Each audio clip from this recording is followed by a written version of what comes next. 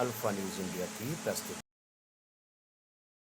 आपने बताया कि जो किडनी पेशेंट हैं जिनका डायलिसिस होता है, हाँ, वो किस तरह से डायलिसिस से बच जाते हैं और किडनी जो है प्रॉपर वापस हील हो जाती है, क्योंकि मोस्टली हमने देखा है कि जिसकी किडनी खराब हो गई वो ट्रांसप्लांट ही कराता है या मर जाता है। ये एक इम्पॉर्टेंट बात है जो मैं आपको बताना चाहता हूँ ताकि आप इसको उन लोगों तक पहुँचाएं जिनको इसकी ज़रूरत है। ऐसे बहुत सारे लोग हैं लाखों में जो हर दूसरे दिन या तीसरे दिन डायलिसिस कराते हैं।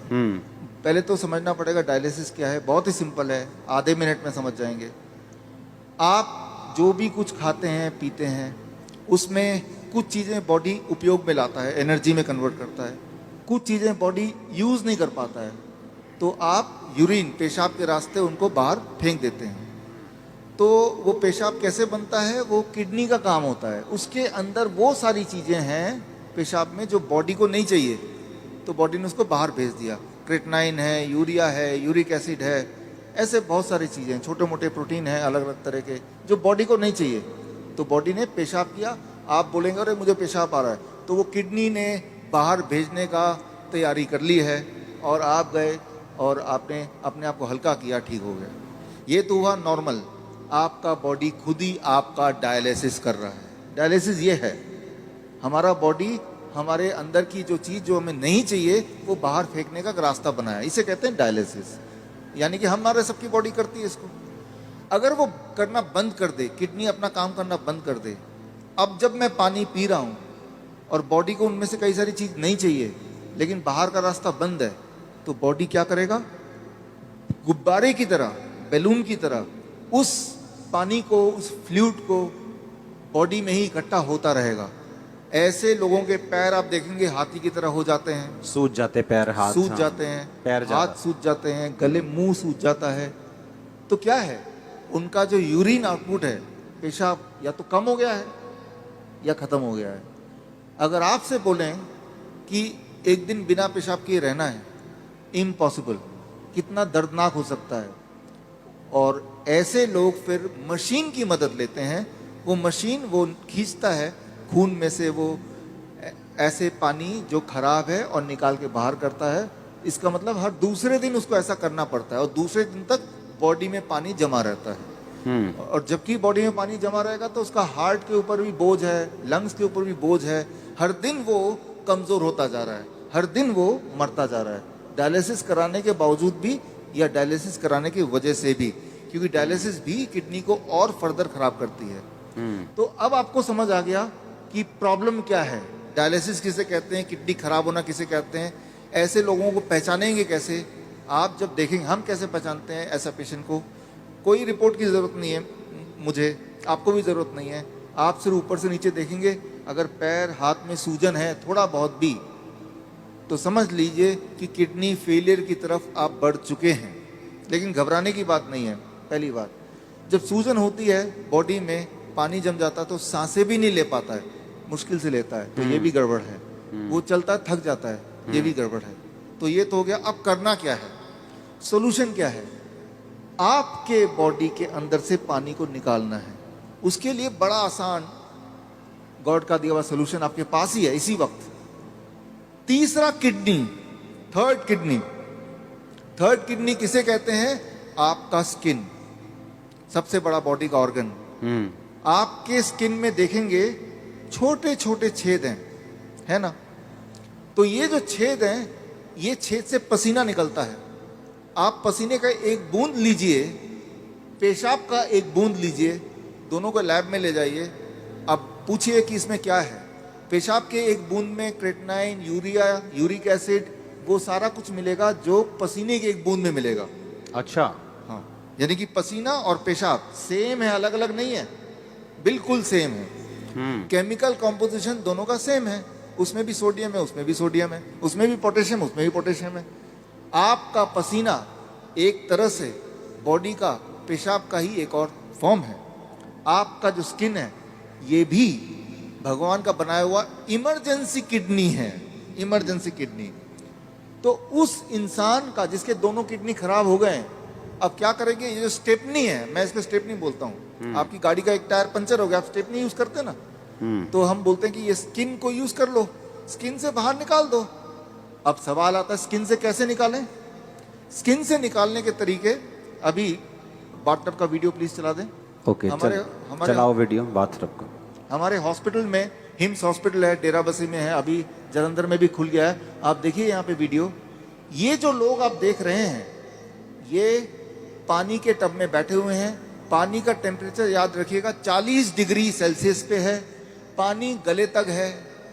गले तक पानी अगर हो, उसका टेम्परेचर अगर 40 डिग्री सेल्सियस मेंटेन कर पाएं और ये लोग अगर 2 घंटे बैठ पाएं तो 2 घंटे के अंदर 2 घंटे सुबह शाम के एक बार या फिर 1-1 घंटा 2 बार। अच्छा, ऐसा करने से, ये सारे किडनी पेशेंट हैं, ये वो पेशेंट हैं जो हर दूसरे तीसरे दिन डायलिसिस कराने जाते थे, लेकिन अब वो जाते नहीं हैं। क्यों? क्योंकि वो अब ऐसा करते हैं, इससे उनकी तीसरी किडनी से वो सारा जो मल है जो पेशाब के रास्ते नहीं निकल पा रहा था वो निकल जाता है। पहली बात। दूसरी बात, और ऐसे टब में, कोई भी टब में बैठ जाना है, कोई भी टब में, कोई भी टब हो, और उसमें जो पानी है उसे 40 डिग्री पे ही रखना है। 40 डिग्री पे रखना है। और नापना कैसे? थर्मामीटर से। थर्मोमीटर आप 150-200 रुपए का मिल जाएगा। पानी नापने वाला, जो पानी नापने वाला स्पेशल थर्मामीटर, स्पेशल थर्मोमीटर 150-200 में मिल जाएगा। हाँ, कहीं उसको चेक करते रहना कि वो 40 डिग्री पे मेंटेन रहे। अगर कम हो गया, गर्म पानी डाल लेना है, गर्म पानी डाल देना है, 2 घंटे बैठना है। 2 घंटे बैठना है। ये टेम्परेरी सोल्यूशन है कि किडनी हील भी होगी? इसमें मैं आता हूँ। हाँ, ये किडनी हील होगी, लेकिन कैसे? 2 चीज होगा उसके साथ। आप अगर ये करेंगे तो एक्सपेरिमेंट करने के लिए उस इंसान का पहले आप बोलिए कि वजन करे, क्योंकि वजन में वो अंदर पानी है। 2 घंटे बाद दोबारा वजन करेंगे तो आधा किलो, 1 किलो, 1.5 किलो वजन कम मिलेगा। मतलब बाहर आ गया, वो बाहर आ गया। पहली बात। आप एक और काम करें, उनके पैरों के सूजन के फोटो खींच लें, 2 घंटे बाद दोबारा देखें, अरे सूजन कहाँ गया? अरे बाहर चला गया, उसको बॉडी ने बाहर भेज दिया।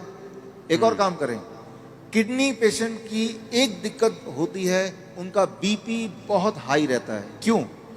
गुब्बारे को जैसे फुलाएंगे तो प्रेशर बढ़ गया ना, तो बॉडी भी तो गुब्बारे की तरह फूल रही है, पानी अंदर डल डल के, तो प्रेशर बढ़ता जा रहा है।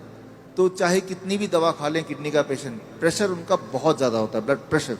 अच्छा, लेकिन तो अब पहले प्रेशर नाप लें, ज्यादा ही मिलेगा 200/100। अब पानी में बिठाएं, और अब पानी में बिठाने के बाद 2 घंटे बाद दोबारा प्रेशर नापें, तो प्रेशर कम हो जाएगा। कम से कम 40 यूनिट कम हो जाता है, किसी का 20 यूनिट कम हो जाता है, लेकिन कम जरूर होता है, हर एक का कम होता है। तो जो मेन सिम्टम होते हैं किडनी पेशेंट के, वो सारे सिम्टम एक क्लासिक सिम्टम होता है। मोस्टली बोलते हैं कि किडनी आपकी श्रिंक हो गई है जी, किडनी सुंगड़ गई है, सिकुड़ गई है, वो काम नहीं कर रही। हाँ, वो फिर से बढ़ेगी कि नहीं बढ़ेगी? ऐसे ही रखना पड़ेगा पेशेंट को? ये बड़ा इंटरेस्टिंग है। ये सवाल बहुत सारे पेशेंट ठीक होने के बाद भी पूछते हैं। ठीक होना कैसे पता चल गया? कि अब उनको ये करने की जरूरत नहीं है। 3 महीना लगातार करने के बाद अब करने की जरूरत ही नहीं है। अब पेशाब भी नॉर्मल हो रहा है, सूजन भी नहीं आ रही है, ब्लड प्रेशर भी नॉर्मल है, यानी ठीक हो गया। लेकिन वो क्रिएटिनाइन और यूरिया, क्रिएटिनाइन भी नॉर्मल आ गया, यूरिया भी नॉर्मल आ गया, यूरिक एसिड भी नॉर्मल है, सारा कुछ नॉर्मल हो गया। हाँ, ब्रीदिंग भी नॉर्मल है। साइज किडनी का। अब आता है साइज। तो साइज के लिए वो बोलता है तो DTPA स्कैन करने बोलते हैं। हालांकि हम रिकमेंड नहीं करते, लेकिन स्कैन कराते हैं। तो पहले वाला साइज उसके पास था, पहले भी स्कैन कराया था, 3 महीने बाद दोबारा स्कैन कराते हैं। तो स्कैन में वो साइज बढ़ी हुई दिखाई देती है, मतलब वो किडनी जो है वो बढ़ चुकी है, फिर से साइज उसका अच्छा हो रहा है, अच्छा हो गया। और ये स्कैनिंग बताती है। हाँ, और वो जो स्कैनिंग बताती है, वो स्कैन पहले और बाद के वो किताब में है। और ये किताब मैं चाहता हूँ कि आपके हाथों से इसका लॉन्च हो जाए। हाँ, ठीक है। हाँ, और ये जो किताब को बनाने में, ऑब्जर्वेशन स्टडी में जिन्होंने मुख्य भूमिका निभाई है, हमारे डॉक्टर संजीव सूद जी हैं। आप भी एक बार आ जाएं। डॉक्टर गगन है, ये भी आ जाएं। दयानंद आयुर्वेदिक कॉलेज में इन्होंने हमारे साथ मिलके हमें मदद करते हुए इस चीज़ को दुनिया तक पहुंचाने के लिए काम किया। प्लीज़ आ जाएं। डॉक्टर अनु, प्लीज़ कम। किताबें और भी हैं, 2 ले आते हैं। इसका नाम है प्रत्यारोपण, यानी किडनी ट्रांसप्लांट का अंत। किडनी, आपकी खुद की किडनी ही काम करेगी, किसी और की किडनी की कोई आवश्यकता नहीं है।